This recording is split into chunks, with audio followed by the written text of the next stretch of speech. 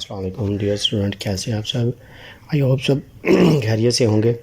मैं हूं आपका इंग्लिश मेंटोर और आप देख रहे हैं इंग्लिश विद मकसूद।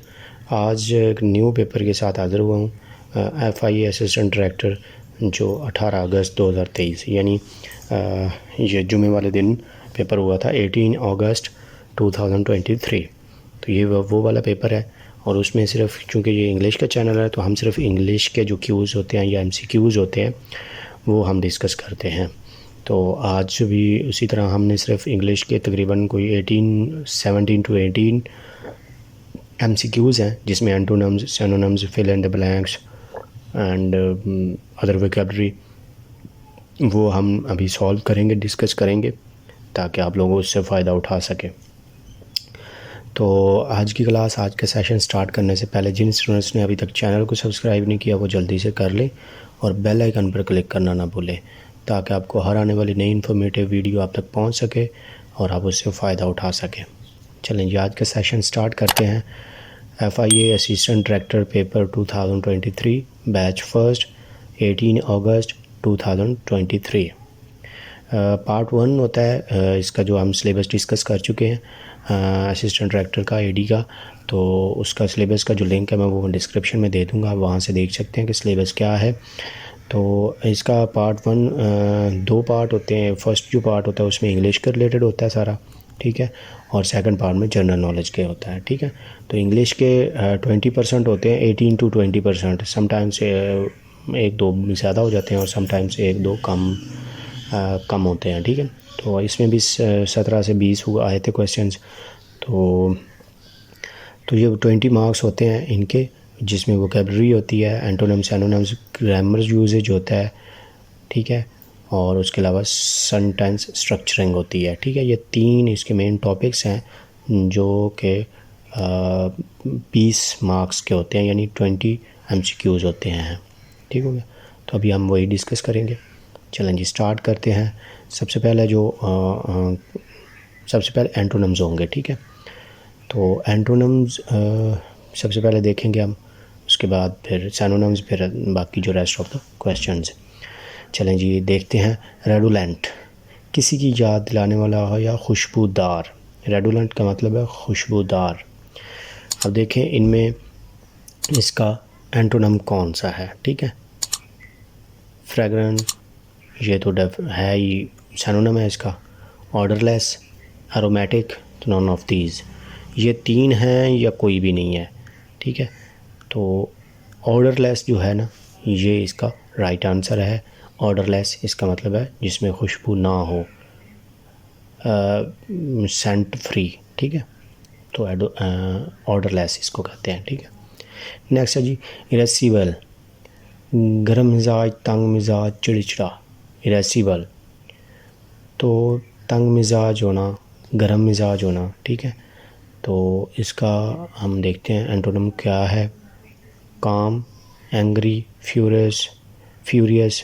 तो ये दोनों तो गुस्से वाले हैं, ये बहुत ज़्यादा गुस्सा, ये नॉर्मल गुस्सा, और काम ही बचता है फिर हमारे पास, ठीक है। तो इसका राइट आंसर आ गया काम, यानी ठंडा मिजाज का बंदा या ठंडा दिमाग, कूल, ठीक है। तो ये जब आपको जो मीनिंग वर्ड होता है उसके मीनिंग का पता चल गया उर्दू में, तो आपके लिए ईजी हो जाता है कि आप उसका एंटोनिम या सिनोनिम्स, बाकी जो गिवन वर्ड्स होते हैं उनमें से सॉर्ट आउट करना आसान हो जाता है, पॉइंट आउट, ठीक है। बेसिकली इसी तरह ही वोकैबुलरी होती है। ऑब्सोलीट, मनसूख, फरसुदा, यानी पहले कोई चीज़ थी वो अब ख़त्म हो चुकी है। जैसे समटाइम्स कोई कानून बनता है तो वो पहले वाला कानून जब चेंज होता है तो पहले वाला ख़त्म हो जाता है कानून। सो सेम लाइक दैट, या कोई भी चीज़ ऐसी है जो चल रही होती है, रिवाज कह लें, कोई कस्टम्स चल रहा होता है या कुछ भी, तो वो जब ऑब्सोलीट हो जाता है तो इट्स मीन वो ख़त्म हो चुका होता है, तो हम उसको कहते हैं ऑब्सोलीट, यानी मनसूख या फरसुदा, पुराना। तो इसका एंटोनिम क्या होगा। एंशेंट, ये तो कदीम होगा, ये तो इसका सिनोनिम बन गया, नहीं। यूज़फुल भी नहीं, नॉन ऑफ दीज नहीं। तो अप टू डेट है। अप टू डेट का मतलब हुआ कि जो अभी चल रहा है, अप टू डेट, यानी ऑब्सोलीट नहीं है, ठीक है। नेक्स्ट है जी वियर्ड, इसका मतलब है अजीब। ये अक्सर आपको सुनने में भी वर्ड मिलता है और बोलने में भी और पढ़ने में भी मिलता है, वियर्ड। तो इसका मतलब अजीब है, ठीक है। तो इसका एंटोनम हम देखते हैं, ऑर्डिनरी या नॉर्मल या स्ट्रेंज या नॉन ऑफ दीज। ऑर्डिनरी तो आम होता है, ये भी इसका नहीं है। स्ट्रेंज का भी मतलब यही है, अजीब। नॉन ऑफ दीज तो है नहीं ना, तो बच गया नॉर्मल, यानी नॉर्मल। वियर्ड का एंटोनम्स नॉर्मल। नेक्स्ट है जी पॉसिटी। पॉसिटी तो इसका मतलब होता है किसी चीज़ की कमी या किल्लत, डियर्थ, लैक ऑफ, ये इसके सैनोनिम्स में आते हैं, ठीक है। अब देखते हैं हम इनका एंटोनम क्या है। Abundance, abundance, scarcity. स्केर्सिटी का भी मतलब यही किल्लत होता है, कमी, किल्लत वगैरह। ओवरफ्लो तो कोई चीज़ हो तो वो मतलब कुछ ना कुछ होती है, तो वो उससे ज़्यादा हो, तो एक मिकदार से ज़्यादा हो तो ओवरफ्लो होती है, तो ये भी नहीं है, ठीक है। नॉन ऑफ दीज नहीं है, तो बच गया हमारे पास अबंडेंस। तो यही है कसरत, कोई चीज़ ज़्यादा होना, ठीक है ना। ओवरफ्लो तो कोई बहने वाली चीज़ हो, जैसे पानी हो, तो समंदर से जैसे ये सैलाब फ्लड वगैरह आता है तो वो दरिया के किनारों से बहना शुरू हो जाता है, या नहर में ज़्यादा हो जाए तो वो ओवरफ्लो करता है। या कोई भी चीज़ आप गिलास में डाल रहे हो, गिलास भर जाए और फिर भी आप डालते रहें तो वो ओवरफ्लो होता है, यानी उसकी क्वांटिटी होती है। तो यहाँ तो कमी है कि एक चीज़ रिक्वायर्ड है, उससे भी कोई नहीं, उससे भी कम है, तो ये चीज़, ठीक है ना, पॉसिटी है। ये हमने एंटोनम्स देखे, अभी हम देखेंगे सैनोनिम्स, ठीक है ना। ट्रेड्यूस, ट्रेड्यूस इसका मतलब है बदनाम करना या तोहमत वगैरह कोई लगाना। तो इसका उल्ट यानी इसका सैनोनिम हमने देखना है, ठीक है। सैनोनिम्स यानी इसका हम मानी क्या है। प्रेज़, तारीफ़ करना, नहीं। डिफेम, ऑनर, या नॉन ऑफ दीज। तो इसका आंसर हुआ डिफेम। इसका मतलब ही फेम का उल्ट हुआ, यानी मशहूरी का बदनामी, ठीक है। तो डिफेम। नेक्स्ट है जी प्रिस्टाइन। कुछ चीज़ असली होना, अपनी असली हालत में होना, जो उसकी हालत है उसी हालत में ही होना, ठीक है। तो इसका क्या एंटोनम सैनोनिम होगा। डर्टी, ओरिजिनल, टार्निश्ड, या नॉन ऑफ दीज। तो असली, जेन्युइन तो ओरिजिनल ही होती है, यानी उसकी अपनी असली शक्ल में होना, ठीक है। नेक्स्ट है जी स्नियो। स्नियो ताकत या कुव्वत इसको बोलते हैं। तो इसका मतलब हुआ स्ट्रॉन्ग। सैनोनिम क्या होगा। Strong, weakness, softness, delicacy. तो इसका मतलब स्ट्रॉन्ग होगा, क्योंकि इसका मतलब भी कुव्वत या ताकत है। मजबूत भी कह सकते हैं इसको। ग्रेगेरियस, ग्रीगेरियस सोहबत पसंद या मिलनसार। तो इसका सैनोनिम क्या होगा। शाय, सोशेबल, सोलेटरी, या रिजर्व्ड। तो इसका भी सोशेबल। ये अगर देखिए आपको ग्रेगेरियस का मतलब उर्दू में पता चल गया तो आपके लिए सैनोनिम तलाश करना आसान है। सोशेबल, मिलनसार, मुआशरती बंदा, ठीक हो गया। नेक्स्ट है जी एक्सटोनरेट, एक्सोनरेट, एक्सोनरेट।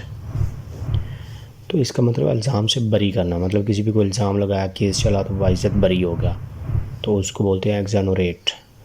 ये अक्सर आप न्यूज़पेपर में आजकल पढ़ रहे होंगे। Condemn, innocent, blame, accuse. अब ब्लेम और अक्यूज़ का सेम मीनिंग है, इल्ज़ाम वगैरह देना किसी को, या कंडेम करना, ये भी वही चीज़ है, सज़ा वगैरह। या तो बच गया इनोसेंट। तो इसका राइट आंसर है इनोसेंट, के इल्ज़ाम से बरी हो गया तो वो मासूम हो गया, ठीक है।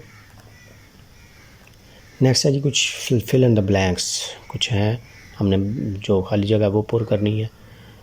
सेंटेंस हमारे पास he ran as quickly as he run, ठीक है।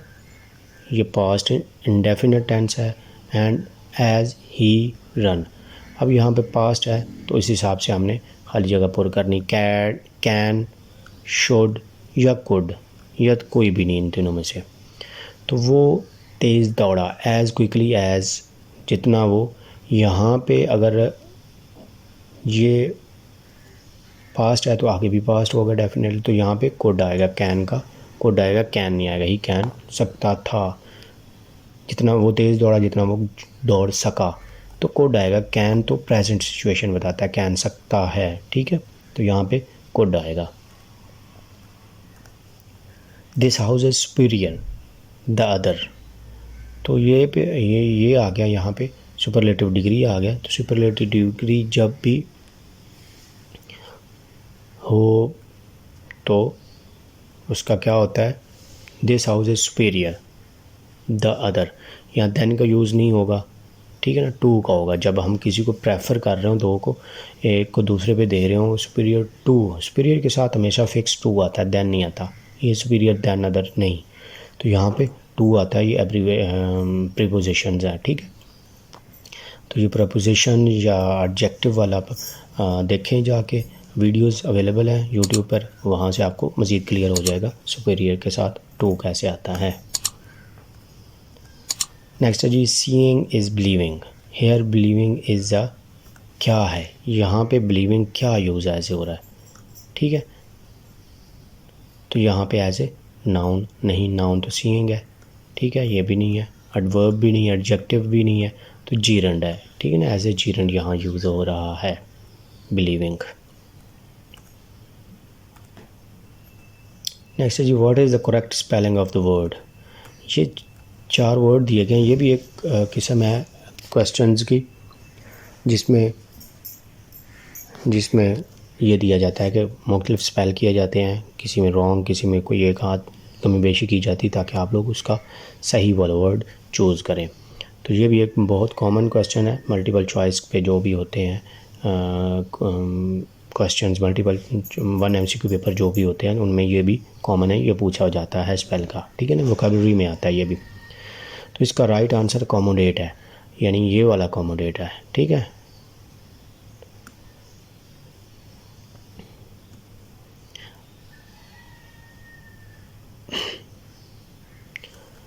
तो अकोमोडेट ACCOAMMODATE, अकोमोडेट ये वर्ड है, ठीक है। तो ये स्पेल वाला भी आप देखें। तो ये था आज का हमारा सेशन। आई होप आप लोगों को समझ आई होगी, आपने इससे सीखा होगा। और मिलते हैं नेक्स्ट क्लास में। लाइक करना और अपने फ्रेंड्स के साथ शेयर करना ना भूलें। मिलते हैं नेक्स्ट सेशन में, तब तक के लिए अल्लाह हाफ़िज़।